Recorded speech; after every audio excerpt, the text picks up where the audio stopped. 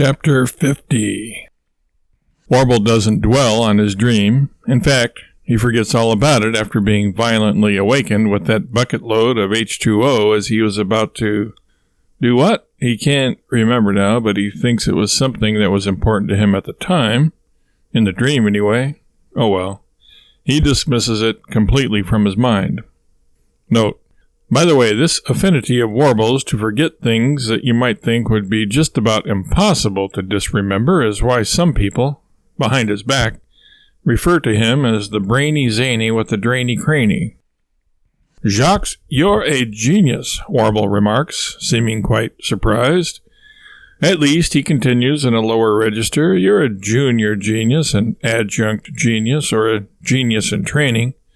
You've given me another one of my great ideas. Of course, my agile mind would have alighted upon it eventually anyway, but you sped things up a little, so I gladly throw you a little crest of recognition, a bone of commendation. What have I done, is all Jacques has to say to that. Water. You've brought to my mind thoughts of water. Wait, we must have the right mood music for this. Mary, see if you can download Mozart's Eine kleine Wassermusik on the Aradnap's iPod. Warble, Ward says, grinning, putting his hand on his employer's shoulder. I think you mean Handel. Don't tell me what I mean, Robespierre, and get your grubby mitts off of me, you buffoon. Go fondle your own Handel, Warble growls. Ward's body English, when translated into written English, goes something like this. Okay, whatever, I was just trying to help. And he backs off both literally and figuratively. Mary, of course, can't find any such song in the iTunes database, so she calls WKRP in Cincinnati and requests Smoke on the Water.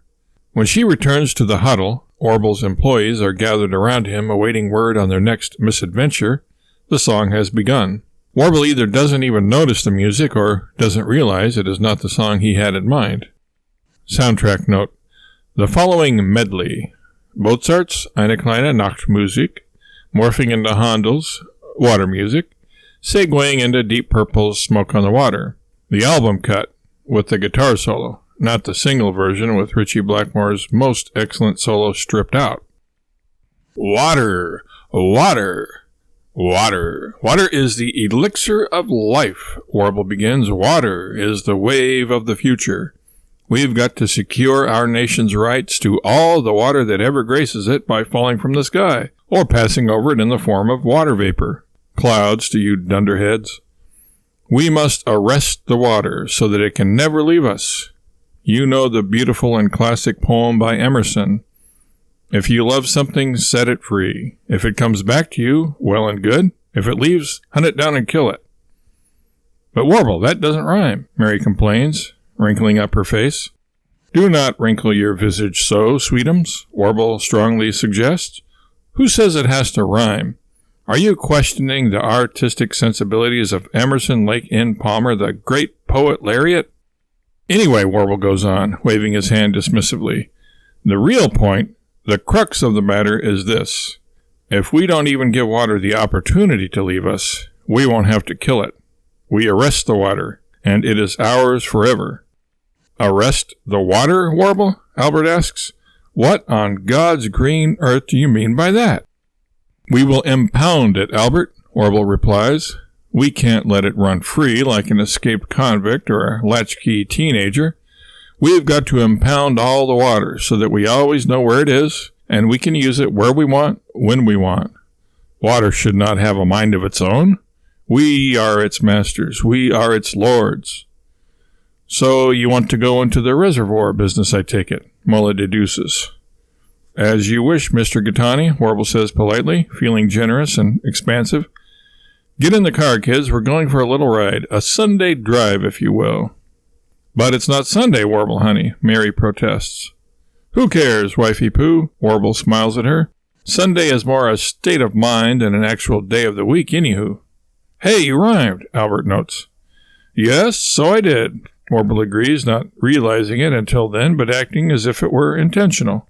Maybe I could have given my old rapper friend from Indiana a run for his money, if I had time for such tomfoolery as scribbling poems. You had a rapper friend from Indiana? Comfy asks, incredulously, imagining Warble probably thinks Michael Jackson was a rapper, rather than Warble's alleged friend being a genuine hip-hop stylist like Quadrivian Quartertone, who, as everyone knows, uses the stage name One Sick Puppy, or Gary Indiana. Soundtrack note, do not, under any circumstances, play Going Back to Indiana by the Jackson 5 here. Instead, play Gary Indiana from the musical The Music Man.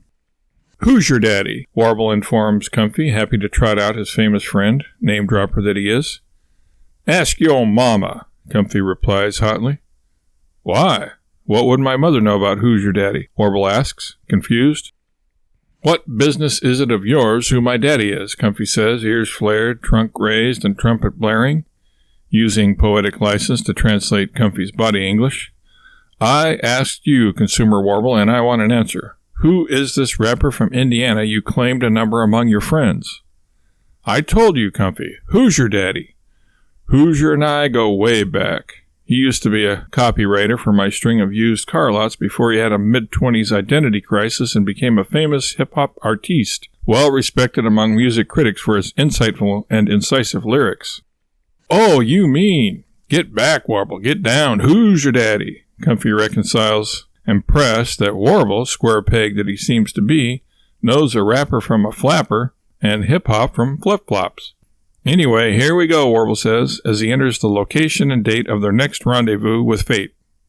Place, St. Louis, Missouri. Date, May 29th, 1913.